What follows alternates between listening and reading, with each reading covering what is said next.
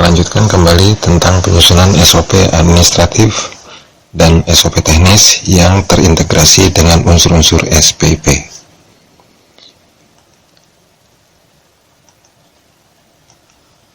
Nah, ini adalah bagian ke-6, yaitu kita membahas tentang kekeliruan yang sering terjadi di dalam penyusunan SOP administratif. Mari kita perhatikan di mana letak kekeliruan yang sering kita lakukan ketika kita menyusun SOP administratif. Nah, kesalahan yang sering terjadi di dalam penyusunan SOP itu antara lain adalah kolom kualifikasi personil, itu terdapat di bagian identitas SOP. Nah, sering diisi dengan status pendidikan. Seharusnya diisi dengan kompetensi umum yang harus dimiliki oleh pelaksana kegiatan. Nah, contohnya adalah memiliki pengalaman mengoperasikan kren selama 2 tahun atau memiliki sertifikat untuk pengoperasian kren atau contoh sejenis yang lain. Jadi, di dalam mengisi kolom kualifikasi personil bukan dengan status pendidikannya. Di dalam SOP masih sering ditemukan proses pengisian kualifikasi personil diisi dengan misalnya tamat SMA atau S1 teknik elektro dan lain-lain. Nah, kesalahan yang kedua yaitu dalam pengisian kolom keterkaitan, masih di bagian identitas SOP. Sering diisi dengan judul SOP yang tidak digunakan dalam pelaksanaan kegiatan yang tertuang dalam bagian flowchart SOP. Atau SOP yang dituliskan tidak berfungsi sebagai pengendalian atau kontrol pelaksanaan kegiatan di bagian flowchart. Nah, jadi di dalam kolom keterkaitan ini masih sering kita temukan misalnya dituliskan SOP A. Padahal kalau kita perhatikan di bagian flowchart, SOP A itu tidak ada perannya sama sekali di dalam pelaksanaan aktivitas yang dilakukan oleh pelaksana-pelaksana kegiatan yang ditampilkan di dalam bagian flowchart. Nah, ini juga proses pengisian kolom keterkaitan yang tidak tepat. Yang selanjutnya adalah pada kolom pencatatan atau rekaman, masih di bagian identitas SOP. Ini berlaku untuk SOP teknis maupun SOP administratif bagian identitas SOP ini. Nah, pada kolom pencatatan masih sering kita temukan proses pengisiannya diisi dengan judul formulir atau logbook. Nah, seharusnya diisi dengan jenis data yang dicatat. Misalnya data pengukuran kelembapan, terus data pengukuran suhu atau temperatur. Nah, parameter-parameter itu yang ditunjukkan di dalam kolom pencatatan. Atau dapat dilengkapi misalnya data pengukuran kelembapan dalam formulir A, data pengukuran suhu atau temperatur di dalam formulir B. Nah, sedangkan untuk formulir A dan formulir B sendiri dicantumkan di dalam kolom keterkaitan. Nah, jadi jelas bahwa masih banyak kekeliruan yang kita lakukan ketika kita menyusun SOP. Nah, kesalahan yang sering terjadi juga yaitu pada bagian flowchart, yaitu dalam mengisi kolom aktivitas. Kolom aktivitas tidak diisi dengan kalimat aktif. Kalimat aktif itu cirinya adalah dimulai dengan me. Misalnya adalah menyiapkan bahan kerja. Me di dalam menyiapkan. Kemudian mengumpulkan bahan laporan. Me di dalam mengumpulkan. Terus memeriksa hasil pelaksanaan kegiatan, dalam kata memeriksa. Jadi kolom aktivitas pada bagian flowchart itu selalu diisi dengan kalimat aktif. Nah, masih di bagian flowchart tapi pada kolom flowchart. Yang sering terjadi adalah terdapat 2 simbol atau lebih dalam satu baris aktivitas yang dilakukan oleh 2 pelaksana atau bahkan lebih. Contohnya, ini ada aktivitas. Ini ada pelaksana 1, pelaksana 2, pelaksana 3, pelaksana 4, pelaksana 5. Nah, kalau kita perhatikan pada aktivitas kedua, yaitu memeriksa dan menyampaikan laporan penelitian, itu terdapat simbol decision pada pelaksana 2. Kemudian terdapat simbol terminator pada pelaksana 3, 4, dan 5. Ini adalah bentuk-bentuk kesalahan yang dilakukan di dalam penyusunan flowchart. Seharusnya di dalam menyusun flowchart, satu aktivitas dilaksanakan oleh satu pelaksana kegiatan dengan menggunakan hanya satu simbol. Jadi tidak ada pada aktivitas yang sama terdapat beberapa simbol dan dilakukan oleh beberapa pelaksana. Ini adalah bentuk-bentuk kekeliruan. Nah, kemudian contoh lain. Nah, kesalahan yang tadi di gambar yang tadi itu adalah simbol decision pada pelaksana 2 dan terminator pelaksana 3, 4, dan 5 terdapat dalam satu baris aktivitas atau kegiatan. Kesalahan pertamanya adalah itu. Kesalahan keduanya, jika terminator diletakkan pada aktivitas ketiga, jadi kalau kita anggap bahwa ini dijadikan aktivitas ketiga, ini kita kasih baris di sini, ini adalah aktivitas ketiga. Nah, penempatan atau susunan terminator tidak sesuai dengan aturan penggunaan simbol flowchart, karena masih ada 3 simbol terminator yang dilakukan oleh 3 orang pelaksana. Jadi itu adalah bentuk-bentuk kekeliruan atau bentuk-bentuk kesalahan di dalam menyusun flowchart pada SOP administratif.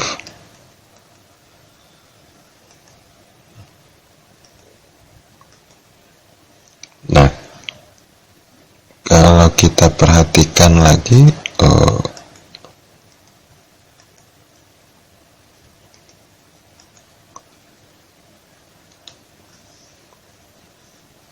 nah kita perhatikan lagi contoh yang ini. Ini ada aktivitas 1, bagus, dilakukan oleh 1 orang pelaksana dengan 1 simbol, sampai aktivitas 2 masih oke, aktivitas 3 masih oke. Begitu masuk ke aktivitas 4, ada simbol seperti ini. Ini adalah bentuk penerapan penyusunan flowchart yang tidak benar. Jadi tidak ada suatu aktivitas dilakukan oleh 2 pelaksana sekaligus. Nah, apalagi ini dengan panah bolak-balik seperti ini. Di dalam proses penggunaan simbol proses ini tidak ada sambungan panah atau aliran yang berbentuk panah seperti ini. Ketentuan di dalam flowchart adalah setiap aliran mengarah kepada satu titik tertentu. Jadi panahnya hanya adalah panah searah, bukan panah dalam bentuk bolak-balik.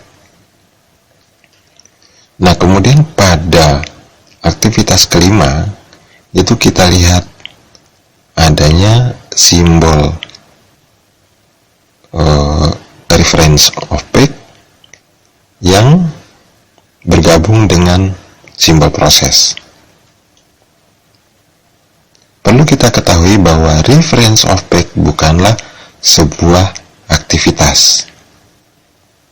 Jadi jika akan menuliskan reference of page, ini harusnya dikasih garis dan tanpa nomor dan tanpa aktivitas. Disitulah letaknya reference of page. Nah, di dalam permenpan, reference of page hanya digambarkan dalam bentuk segi 5 yang seperti ini. Tetapi tidak dijelaskan bahwa penggunaan reference of page ini adalah berpasangan. Ini adalah bentuk reference of page yang outgoing. Nah, seharusnya yang digunakan di dalam reference of page kedua ini bukan juga outgoing simbolnya, tetapi adalah incoming.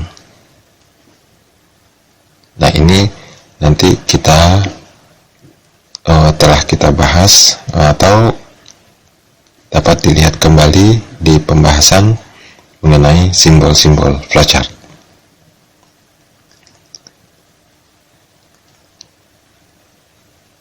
Nah, kesalahan 1 pada gambar tadi terdapat aktivitas nomor 4, terdapat 2 simbol proses dengan panah bolak-balik. Itu kesalahan kedua, penempatan simbol reference harusnya pada baris tersendiri, tidak bernomor dan tidak memuat aktivitas. Simbol reference merah harusnya berbentuk simbol reference incoming. Nah, masih pada kolom flowchart, yaitu proses penempatan pelaksana tidak disesuaikan dengan urutan pelaksanaan kegiatan atau aktivitas.